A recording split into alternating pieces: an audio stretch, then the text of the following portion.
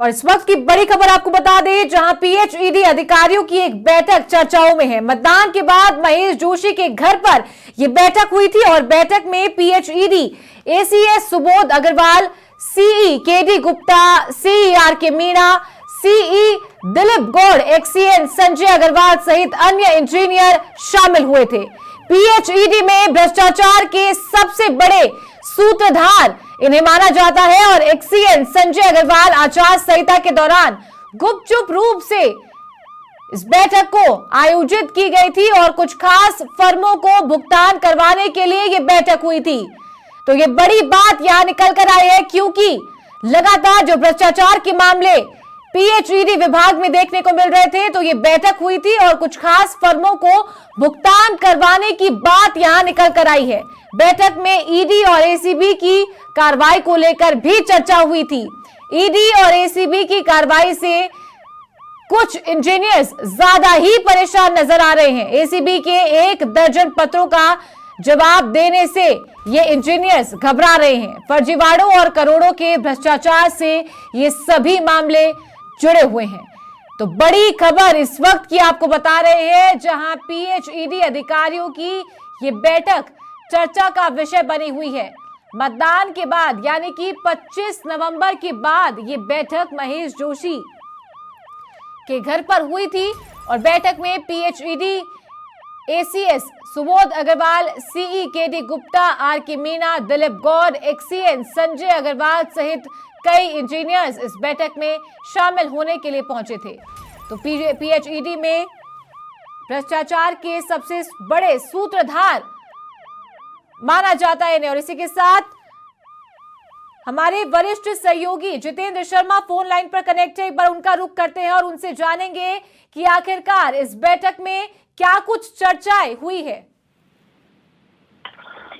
देखिए चारू, ये जो बैठक थी ये आचार संहिता के दौरान जो तत्कालीन पीएचडी मिनिस्टर है महेश जोशी, उनकी आवास पर हुई थी ये बैठक। और बैठक में जो एसीएस है Subodh Agarwal, chief engineer KD Gupta है, चीफ इंजीनियर आरके मीणा है, चीफ इंजीनियर दिलीप गौड़ है और जो पीएचडी मंत्री थे संजय, जो अपने महेश जोशी जी, उनके सबसे खास माने जाते हैं, उनके ओएसडी भी रहे संजय अग्रवाल, जो कि इस पूरे पीएचडी में पूरे जो जिस तरह के भी ये सारे फर्जीवाड़े हुए, भ्रष्टाचार हुए, उनके पिरोधा थे, यानी सूत्रधार थे। इनके इशारों पर ये सारे खेल होते थे। इनकी एक बैठक आयोजित हुई और इस बैठक के दौरान सबसे पहले तो चर्चा हुई कि जो इनके खास जो ठेकेदार थे, जो कंपनियां थी, उनका भुगतान था, लंबा चौड़ा भुगतान था। वो बजट की कमी के चलते समय पर भुगतान नहीं हो रहा था, लेकिन जब राज्य सरकार की ओर से बजट का आवंटन हुआ तो सबसे पहले इन्होंने उस बजट को अपनी खास फर्मों को कैसे भुगतान कराया जाए, इसको लेकर चर्चा हुई।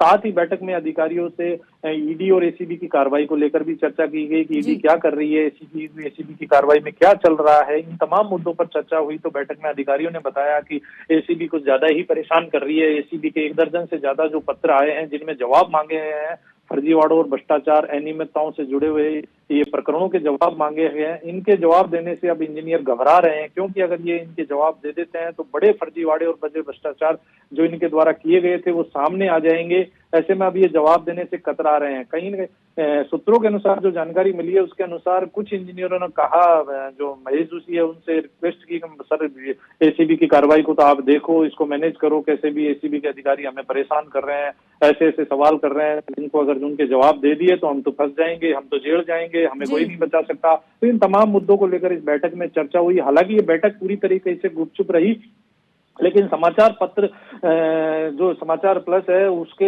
इन पत्रों, एसीबी के पत्रों को लेकर जब पड़ताल की तो ये चीज निकल कर सामने आई कि जो जलदाय विभाग के जो अधिकारी है अभी भी कहीं न कहीं महेश जोशी के संपर्क में है और एसीएस सुबोध अग्रवाल है, वो भी इस पूरे मामले को मैनेज करने में जुटे हुए हैं। तो कहीं न कहीं ये कहा जा सकता है कि जो भ्रष्टाचार का खेल है उसको अभी भी दबाने का और जो भ्रष्ट इंजीनियर है उनको बचाने का खेल जारी है।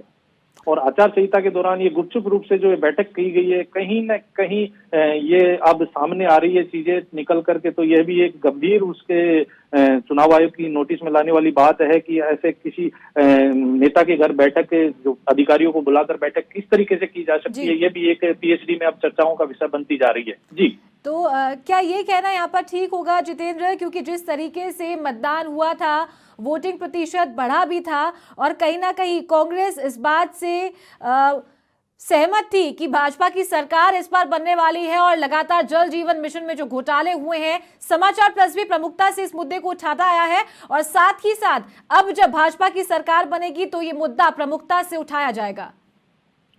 जी बिल्कुल सही है। वो उन्हीं चीजों को लेकर ये समीक्षा बैठक थी कि अब सरकार, क्योंकि महेश जोशी को टिकट मिला नहीं है तो उनका मंत्री लगभग न के बराबर था। दूसरी तरफ जो सरकार जो प्रदेश में लहर थी तो वो कहीं न कहीं उनको भी लग रहा था कि बीजेपी की सरकार आ रही है तो अधिकारी घबराए हुए हैं, वो कैसे इन तमाम मामलों को मैनेज करे। इन चीजों को लेकर ये गुपचुप बैठक आयोजित की गई थी, लेकिन समाचार पत्र जो समाचार प्लस है वो इन पत्रों के जवाब को लेकर जब पड़ताल में लगा हुआ था तो ये एक और नई चीज सामने आई जो हमारे द्वारा एक्सपोज की जा रही है कि कैसे आचार संहिता के दौरान उनके घर पर बैठक आयोजित की गई और इन पत्रों को लेकर जो ये अधिकारी घबराए हुए हैं, इंजीनियर घबराए हुए हैं, उसकी पड़ताल में ये सामने भी आया है कि अगर इन पत्रों का जवाब एसीबी को देना पड़ता है तो पीएचडी के कई इंजीनियर जेल की हवा खाएंगे। ऐसे में अब अधिकारी पूरी तरीके से घबराए हुए हैं और इस मामले को मैनेज करने के लिए वो अपने स्तर पर हर संभव प्रयास कर रहे हैं। वो इधर उधर अब वो बीजेपी में के नेताओं के भी संपर्क में आ रहे हैं, कैसे कैसे अपने स्तर पर इन चीजों को मैनेज किया जाए, इस पूरे चीजों को लेकर वो जुटे हुए हैं कि कैसे इस पूरे मामले को मैनेज किया जाए। जी चारू, चलिए, तमाम जानकारी के लिए आपका बहुत शुक्रिया। तो देखिए, पीएचईडी अधिकारियों की ये जो बैठक है ये चर्चाओं का विषय बनी हुई है। समाचार प्लस लगातार प्रमुखता से इस मुद्दे को उठाता है और एक बार फिर से ये बात एक्सपोज कर दी गई है कि पीएचईडी अधिकारियों की बैठक हुई है। महेश जोशी के घर पर ये बैठक हुई थी क्योंकि जो बड़े अधिकारी हैं, इंजीनियर्स हैं, वो इस बात से घबराए हुए हैं कि जो भुगतान है वो कैसे किया जाए, क्योंकि कुछ खास फर्में हैं जिनका भुगतान करना बाकी था और इसी के साथ जो ईडी और एसीबी की कार्रवाई लगातार पीएचईडी के अधिकारियों पर हो रही थी जल जीवन मिशन घोटाले के तहत, उसको लेकर भी जो इंजीनियर्स हैं वो ज्यादा ही परेशान लग रहे थे और साथ ही साथ जो कार्रवाइयां हो रही थी उनसे निजात पाने के लिए भी यहां पर बात की जा रही थी, चर्चाएं की जा रही थी कि आखिरकार ईडी और एसीबी से किस तरह से पीछा छुड़ाया जाए। तो एसीबी के 1 दर्जन पत्रों का जवाब देने से ये इंजीनियर्स घबराते नजर आ रहे हैं और अब फर्जीवाड़ों और करोड़ों के भ्रष्टाचार से जुड़े हुए हैं ये सभी मामले।